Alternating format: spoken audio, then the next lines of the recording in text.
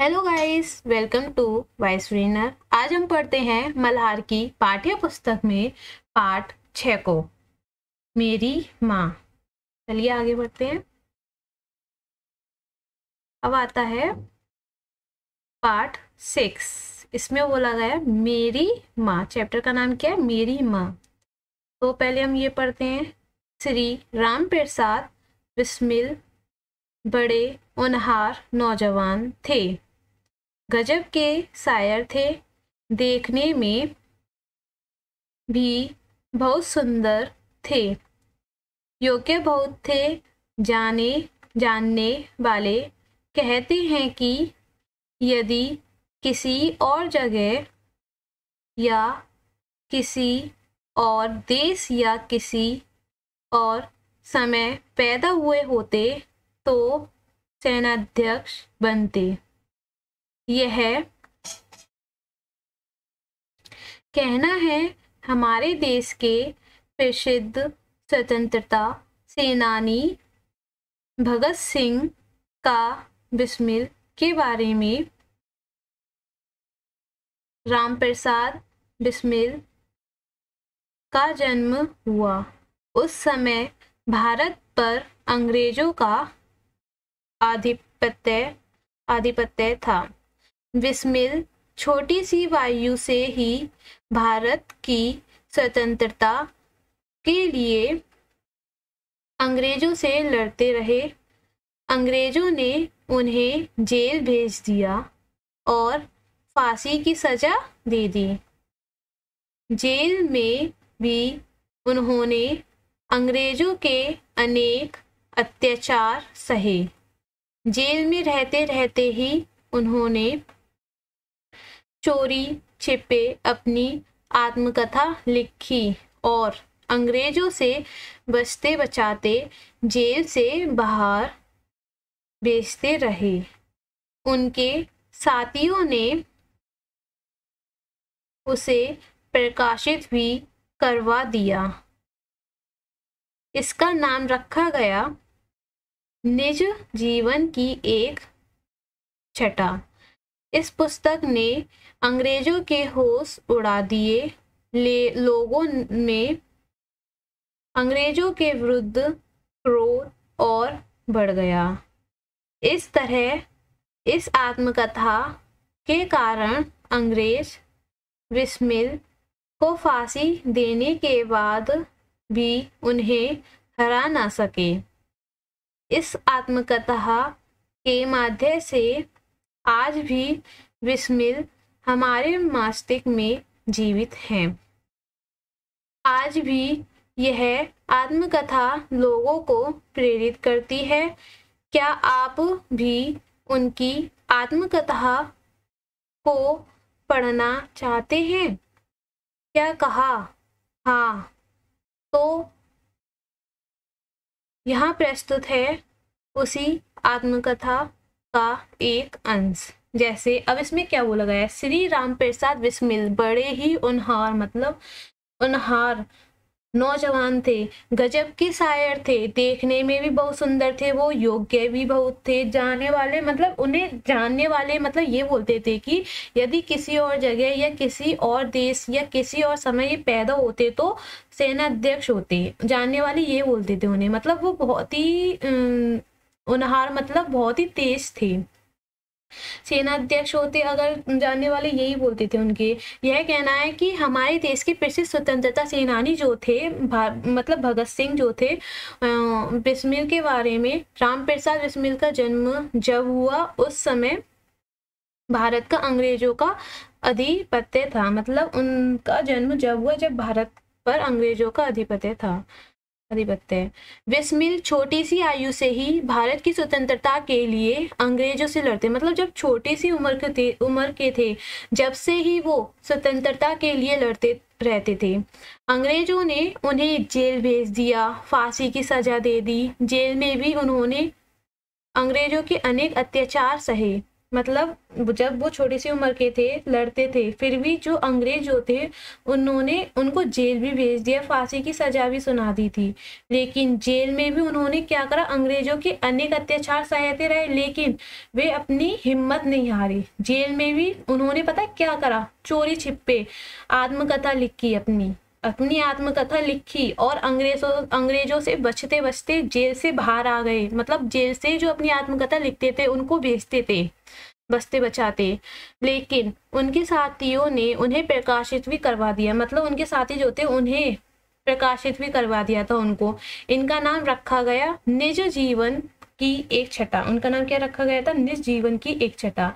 इस पुस्तक ने अंग्रेजों के होश उड़ा दिए। मतलब जो इन्होंने पुस्तक लिखी थी, अंग्रेजों के होश उड़ा दिए थे उन्होंने। लोगों में अंग्रेजों के विरुद्ध क्रोध और बढ़ गया। मतलब और क्रोध आ गया कि ये, मतलब उनके होश तो उड़ गए तो उनमें और क्रोध आया था ना, तो उनमें और क्रोध आ गया कि इस तरह इस आत्मकथा के कारण अंग्रेज बिस्मिल को फांसी देने के बाद भी उन्हें हार ना सकी। सही बात, हार नहीं माननी चाहिए, हमसे हो सकता है, हमें कभी भी अपनी हार नहीं माननी चाहिए, करते रहना चाहिए। इस आत्मकथा के माध्यम से आज भी विस्मित हमारे मस्तिष्क में जीवित। मतलब हमारे अभी भी इनकी जो आत्मकथा इतनी अच्छी है, भाई फांसी भी, उनकी सजा भी झेलते थे, फिर भी उन्होंने अपनी आत्मकथा लिखी, प्रकाशित भी हो गए। अंग्रेज भी बोलने लगे कि ये कैसे, उनके भी होश उड़ गए, लेकिन फिर भी उन्हें फांसी देने के बाद भी उन्होंने हार नहीं मानी थी। इस माध्यम से, आत्मकथा के माध्यम से आज भी बिस्मिल के, मतलब जो बिस्मिल की जो आत्मकथा है वो हमारे दिमाग में है, हम भूले नहीं हैं। आज भी यह आत्मकथा लोगों को प्रेरित करती है। सही बात, लोगों को प्रेरित करती है। आप भी उनकी आत्मकथा को पढ़ना चाहते हैं, क्या कहा, हाँ तो क्या यहाँ प्रस्तुत है आत्मकथा एक अंश। ठीक है, आत्मकथा हम पढ़ते हैं आगे। ये उनकी आत्मकथा के बारे में उन्होंने अपनी बताया है। चलिए, इसमें क्या है, लखनऊ कांग्रेस में जानने के लिए मेरी बड़ी इच्छा थी। दादी जी और पिताजी तो विरोध करते रहे, किंतु माताजी ने मुझे खर्चा दे ही दिया। उसी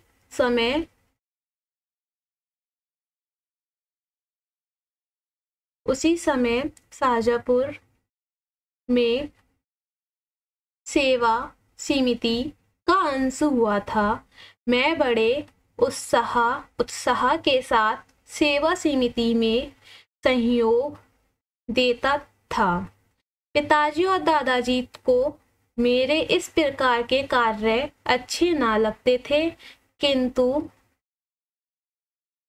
माताजी मेरा उत्साह भंग ना होने देती थी, जिसके कारण उन्हें अक्सर पिताजी की डांट, फटकार तथा दंड सहन करना पड़ता था। वास्तव में मेरी माताजी देवी हैं।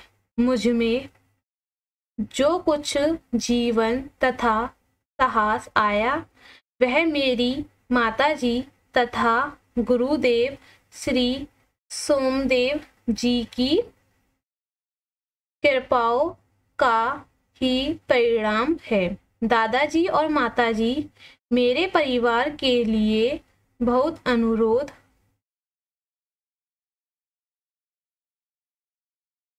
कृपाओं का ही परिणाम है। दादाजी और पिताजी मेरे विवाह के लिए बहुत अनुरोध करते, किंतु माताजी यही कहती कि शिक्षा पा चुकने के बाद ही विवाह करना उचित होगा। माताजी के प्रोत्साहन तथा सद्व्यवहार ने मेरे जीवन में वह दृढ़ता उत्पन्न की है कि किसी आपत्ति तथा संकट के आने पर भी मैंने अपनी संकल्प को ना त्यागा। मतलब कितनी अच्छी बात है। उन्होंने बोला कि लखनऊ कांग्रेस में जाने के लिए उनकी बहुत ही ज़्यादा इच्छा थी, लेकिन जो उसके दादाजी और जो पिताजी थे उसको जाने के लिए उसका विरोध करते थे। किंतु जो माताजी जो थी उसको खर्चा देती रहती थी। उसी समय शाहजहाँपुर में सेवा समिति का आरंभ हुआ था। ठीक है, तो मैं बड़े उत्साह के साथ सेवा समिति में सहयोग देता था। मतलब वो सेवा समिति में सहयोग देता था कि हाँ, पिताजी और जो दादाजी को मेरे इस प्रकार के कार्य अच्छे ना, मतलब पिताजी और जो दादाजी थे उसके इस प्रकार के कार्य अच्छे नहीं लगते थे। मतलब होता है ना कि किसी किसी में कि नहीं मेरा बेटा ये करेगा, नहीं मेरा, तो वैसे ही उसके पिताजी को यह कार्य अच्छे नहीं लगते थे और नहीं उसके दादाजी को यह कार्य अच्छे लगते थे। किंतु जो उसकी माता जी थी उसको उत्साह भंग ना करने होने देती थी, मतलब उसको और उत्साह देती थी कि नहीं तुझसे ये हो पाएगा, तू अच्छा कर रहा है, ये है वो है। मतलब उसको और ही उसका कॉन्फिडेंस होता है ना, वो बढ़ाती थी उसका। तो जिसके कारण उन्हें अक्सर पिताजी की डांट, मतलब उसे अक्सर इसी कारण उसे पिताजी की डांट फटकार या दंड सहन करना पड़ता था, क्योंकि उसको पिताजी को पसंद नहीं था ये जो कार्य करता था। वास्तव में मेरी माताजी जो, मतलब वो बोल रहा है कि वो बता रहे हैं कि मेरी माताजी जो है वो देवी है भाई, जो उसकी माँ उसके लिए कर रही है, उसको लग रहा है कि मेरी माताजी मुझे उत्साह दे रही हैं और मेरे भंग न हो, मतलब उसको उसके जो काम कर रहा है उनको कॉन्फिडेंस कर रही हैं, तो उसके लिए तो उसकी माताजी देवी होंगी ना। मुझ में जो कुछ जीवन तथा जो साहस आया, मतलब जो भी कुछ आया, वो उसकी माताजी और गुरुदेव जो हैं श्री सोमदेव उनकी वजह से ही आया है।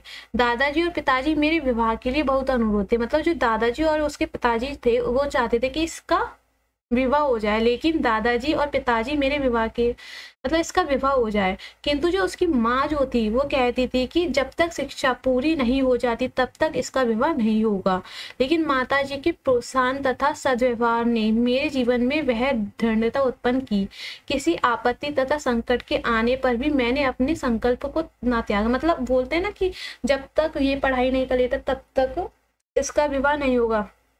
तो उन्होंने भी ठान लिया था कि नहीं, जब तक अब मैं कुछ बन नहीं जाऊं तब तक मैं विवाह नहीं करूंगी। तो उन्होंने और मतलब जागरूकता आ गई कि हाँ अब ये मुझे करना है।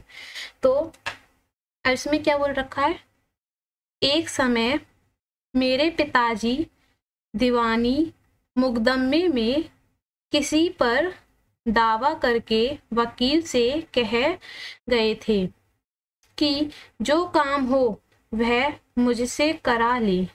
कुछ आवश्यकता पड़ने पर वकील साहब ने मुझे बुलावा भेजा उनसे और कहा कि मैं पिताजी के हस्ताक्षर वकालतनामे पर कर दूं। मैंने तुरंत उत्तर दिया कि यह तो धर्म विरुद्ध होगा, इस प्रकार का पाप मैं कदापि नहीं कर सकता। वकील साहब ने बहुत समझाया कि मुकदमा खारिज हो जाएगा, किंतु मुझ पर कुछ भी प्रभाव ना हुआ। ना मैंने हस्ताक्षर किए और अपने जीवन में हमेशा सत्य का आचरण करता था। चाहे कुछ हो जाए सत्य बात कह देता था। उसने क्या बोला, उसने बोला कि मतलब उसके जो पिताजी थे उन्होंने एक दीवानी मुकदमे में किसी, मतलब होता है ना वकील से, उससे कहा कि जो भी कुछ काम हो उसको बुलाए। लेकिन कुछ आवश्यकता पड़ गई थी तो वकील ने उनको बुलाया और उनसे बोला, मतलब उसको बुलाया उनसे बोला कि इस पर हस्ताक्षर करें, लेकिन वकालतनामे पर हस्ताक्षर करें। लेकिन उन्होंने क्या करा, मना कर दिया कि ये धर्म विरुद्ध होगा, कि मैं इस पे हस्ताक्षर नहीं करूंगा। लेकिन वकील ने उसको बहुत ही ज्यादा समझाया कि कर दो, लेकिन उन्होंने मना कर दिया और बोल दिया कि ना मैंने हस्ताक्षर किए, मतलब उन्होंने हस्ताक्षर बिल्कुल भी नहीं किए।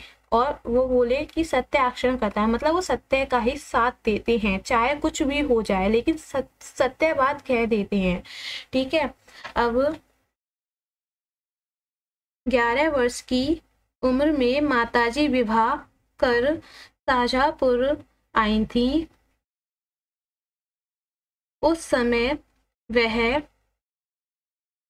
नितांत अशिक्षित एक ग्रामीण कन्या के समान थी। शाहजहाँपुर आने के थोड़े दिनों बाद दादी जी ने अपनी छोटी बहन को बुला लिया।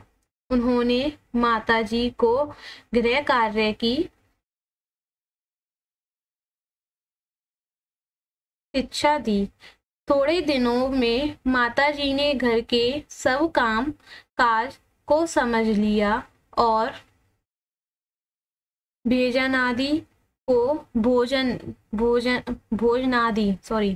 भोजनादि का ठीक ठीक प्रबंध करने लगी।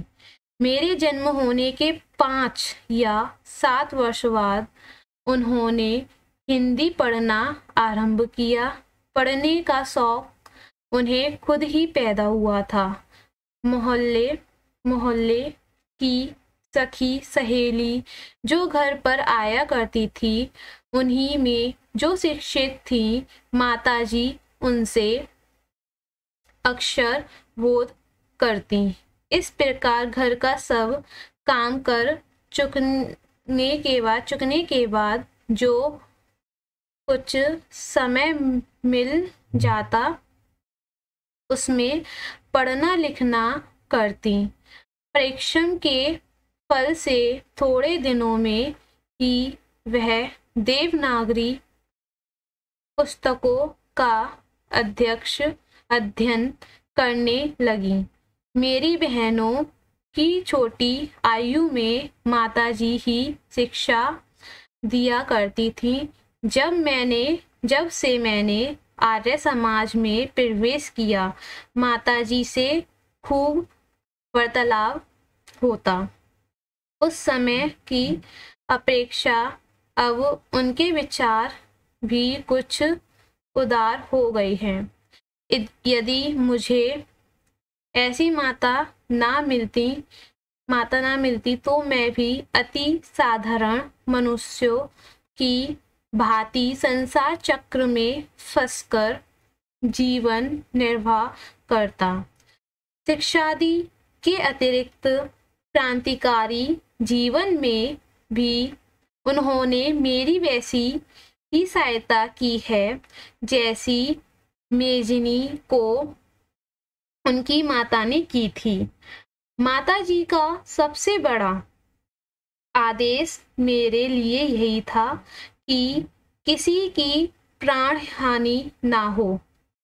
उनका कहना था कि अपने शत्रु को भी कभी प्राणदंड ना देना।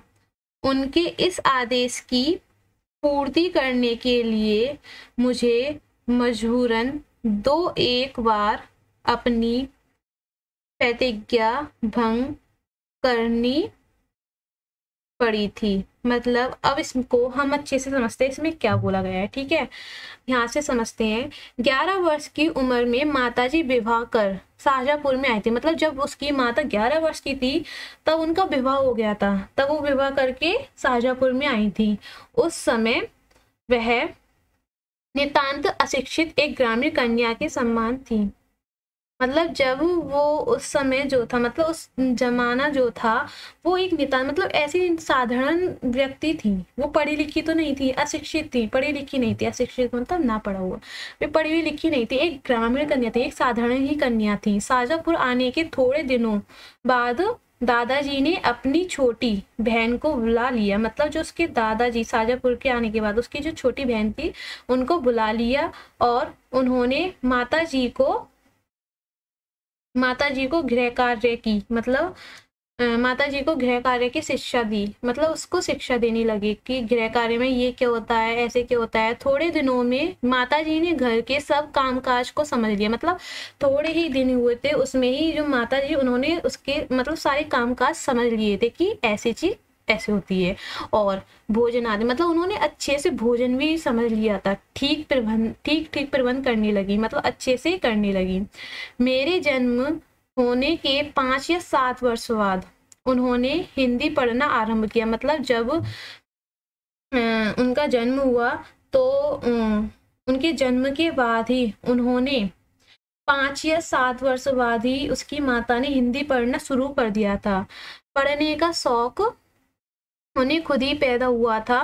मोहल्ले की सखी सहेली जो घर पर आया करती थी, उन्हीं में जो शिक्षित थी, माताजी उनसे अक्षर बोध करती। मतलब जो मतलब मोहल्ले वगैरह में जो उनकी दोस्त थी, उन्हीं घर पर आया करती, तो मतलब उनमें से कोई शिक्षित होगा, पढ़ा लिखा होगा, तो उन्हीं से ही शिक्षित थी, तो माताजी उनसे अक्षर बोध करती थी, थोड़ा अक्षर वगैरह पढ़ लिया करती थी।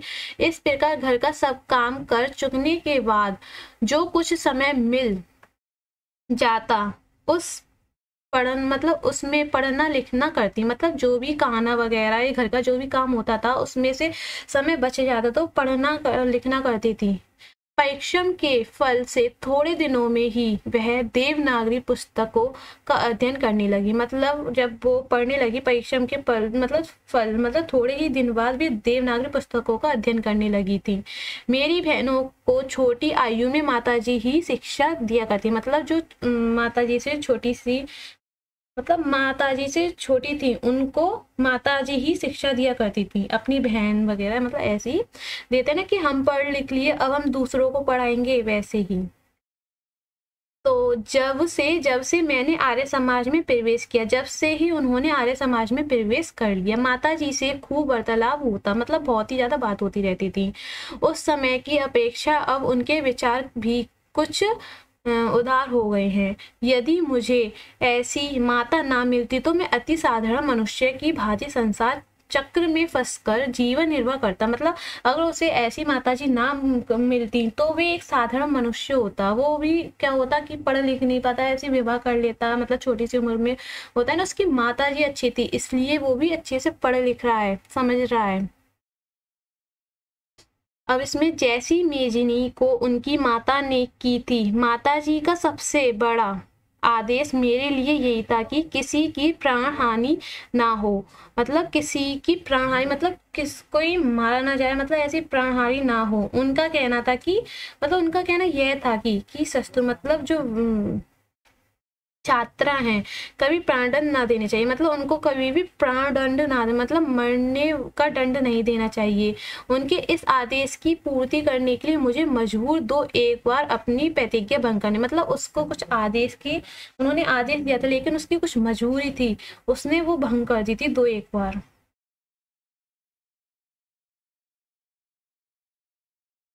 अब आता है जन्मदात्री जननी। इस जीवन में तो तुम्हारा क्षण उतारने का प्रयत्न करने का भी अवसर ना मिला। इस जन्म में तो क्या, यदि मैं अनेक जन्मों में भी सारे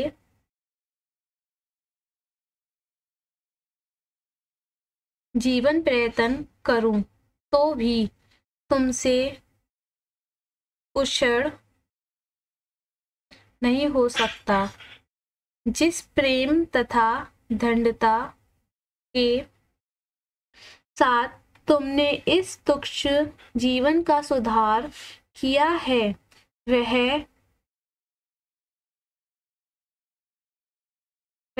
अवर्णनीय है। मुझे जीवन की प्रत्येक घटना का स्मरण है कि तुमने जिस प्रकार अपनी देववाणी का उपदेश करके मेरा सुधार किया है, तुम्हारी दया से ही मैं देश सेवा में संलग्न हो सका। धार्मिक जीवन में भी तुम्हारे ही प्रोत्साहन ने सहायता दी। जो कुछ शिक्षा मैंने ग्रहण की, उसका भी श्रेय तुम ही को है। जिस मनोहर रूप से तुम मुझे उपदेश करती थी, उसका स्मरण कर तुम्हारी मंगलमयी मूर्ति का ध्यान आ जाता है और मस्तक झुक जाता है। तुम्हें यदि मुझे ताड़ना भी देनी हुई तो बड़े स्नेह से हर बात को समझा दिया। यदि मैंने धृष्टतापूर्ण उत्तर दिया, तब तुमने प्रेम भरे शब्दों में यही कहा कि तुम्हें जो अच्छा लगे वह करो, किंतु ऐसा करना ठीक नहीं, इसका परिणाम अच्छा न होगा। जीवनदात्री, तुमने इस शरीर को जन्म देकर केवल पालन पोषण ही नहीं किया, बल्कि आत्मिक, धार्मिक तथा सामाजिक उन्नति में तुम ही मेरी सदैव सहायक रही। जन्म जन्मांतर परमात्मा ऐसी ही माता दे। उन्होंने क्या बोला कि जन्मदात्री जाननी, इस जीवन में तो तुम्हारा शर उतारने का प्रयत्न करने का भी अवसर ना मिला। मतलब जन्मदात्री जो जननी थी इस जीवन में, मतलब जो जीवन है इस जीवन में मैं तो तुम्हारा शर, मतलब जो भी उन्होंने कुछ करा है उसको उतारने का प्रयत्न करने का भी अवसर नहीं मिला था उसे इस जन्म में। तो क्या यदि मैं अनेक जन्मों में भी सारे जीवन प्रयत्न करूं तो भी तुमसे उस शर नहीं हो सकता। जिस प्रेम तथा दृढ़ता के साथ तुमने इस तुच्छ जीवन का सुधार किया है वह अवर्णनीय है। मुझे जीवन की प्रत्येक घटना का स्मरण है कि तुमने जिस प्रकार अपनी देववाणी का उपदेश करके मेरा सुधार किया है। उन्होंने बहुत सारे सुधार किया था। तुम्ही दया से ही मैं देव सेवा में संलग्न हो सका। धार्मिक जीवन में भी तुम्हारे ही प्रोत्साहन ने सहायता दी। मतलब धार्मिक जीवन में भी जो थे उनके ही जीवन में भी तुम्हारे, मतलब उनके ही प्रोत्साहन ने सहायता दी थी। जो कुछ शिक्षा मैंने ग्रहण की वो अपनी माँ की वजह से की, उसका भी श्रेय तुम्ही को है। जिस मनोहर रूप से तुम मुझे उपदेश करती थी उसका स्मरण कर तुम्हारी मंगलमयी मूर्ति का ध्यान आ जाता है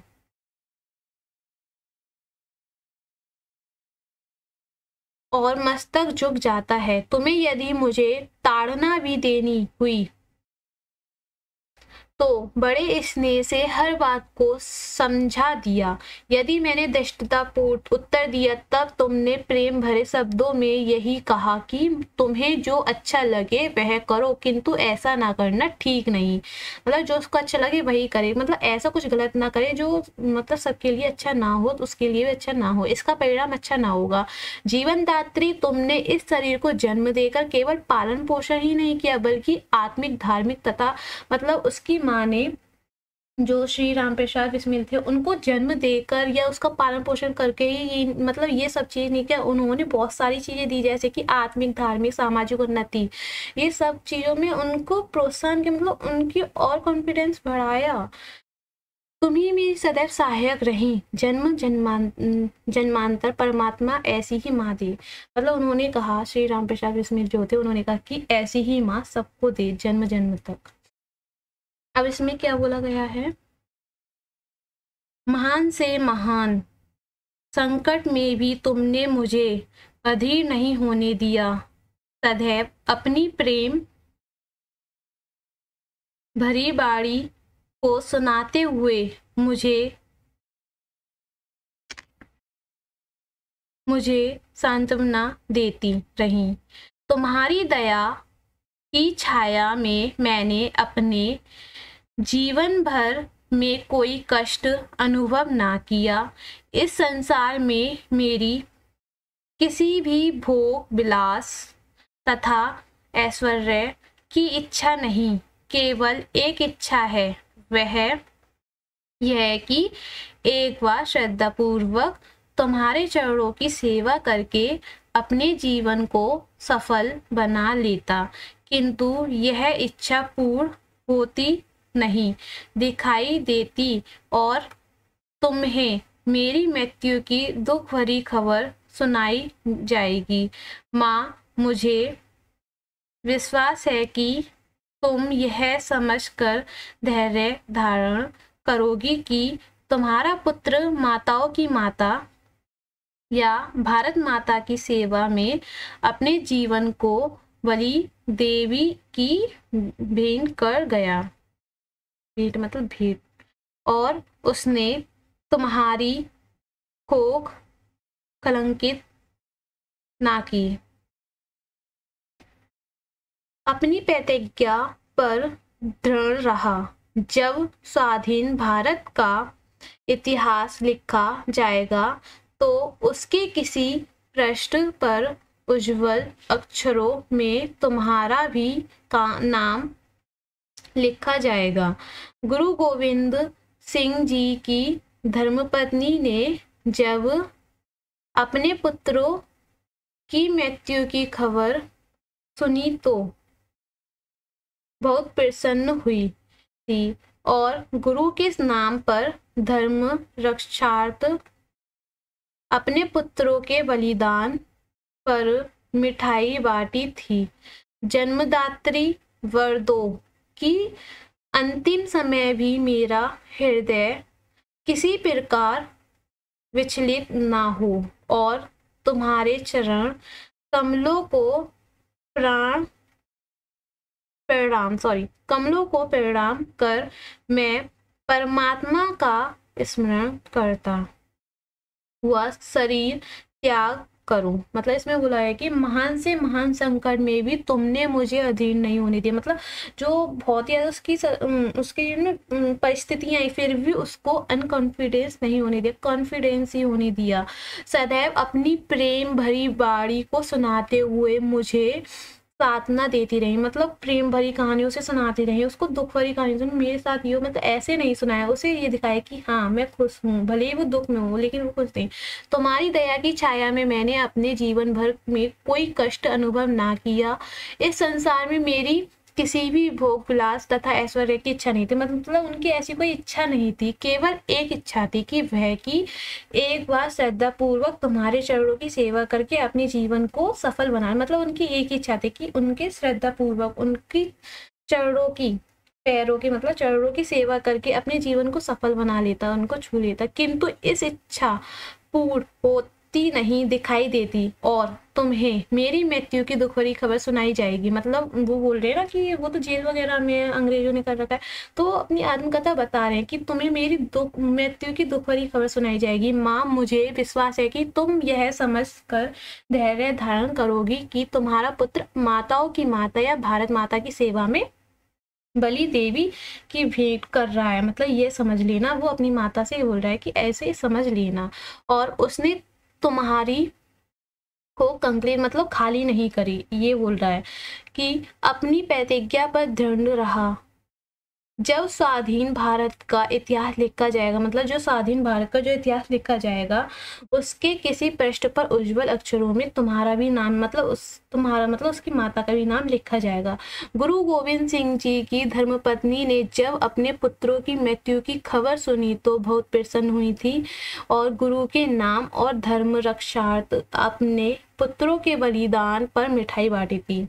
ठीक है, जब इन्होंने बताया कि जब उनके जो गुरु गोविंद सिंह थे उनकी भी मृत्यु थी तो उनकी माँ ने मिठाई वगैरह बांटी थी क्योंकि वो बहुत प्रसन्न थी। क्योंकि वो बोलते हैं ना कि अपने लिए नहीं किसी दूसरे के लिए उन्होंने जान दी, अपनी माताओं की माता मतलब भारत माता की सेवा के लिए उन्होंने जान दे दी थी। जन्मदात्री वरदों की अंतिम समय भी मेरा हृदय किसी प्रकार विचलित ना हो और तुम्हारे चरण कमलों को प्रणाम कर। मतलब उनसे बोल रहा है कि मैं तुम्हारे चरणों को प्रणाम करता हूँ, परमात्मा का स्मरण करता हुआ शरीर त्याग करूँ। शरीर त्याग कर, ये किसने लिखी है? ये आत्मकथा लिखी है राम प्रसाद बिस्मिल ने।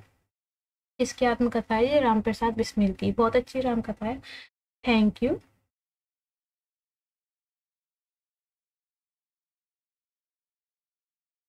अब इसमें आता है लेखक के परिचय, लेखक का परिचय पढ़ते हैं क्या इसमें। भारत के स्वतंत्रता संग्राम में अनेक क्रांतिकारी वीरों ने अपना बलिदान दिया। सरफरोशी की तमन्ना जैसा तराना लिखने वाले राम प्रसाद बिस्मिल भी उन्हीं क्रांतिकारियों में से एक थे। मात्र 30 वर्ष की आयु में अंग्रेज सरकार द्वारा उन्हें फांसी दे दी। 30 वर्ष की आयु में, समझ रहे हो, पर फांसी पर लटका दिया था उन्हें। असाधारण प्रतिभा के धनी राम प्रसाद बिस्मिल एक अच्छे कवि और लेखक भी थे। सही बात। उन्होंने अनेक पुस्तकें लिखी जिनमें उनकी आत्मकथा काफी चर्चित रही। मतलब उन्होंने बहुत सारी पुस्तक लिखी थी, लेकिन उनकी आत्मकथा जो थी पुस्तक वो काफी चर्चित हुई थी।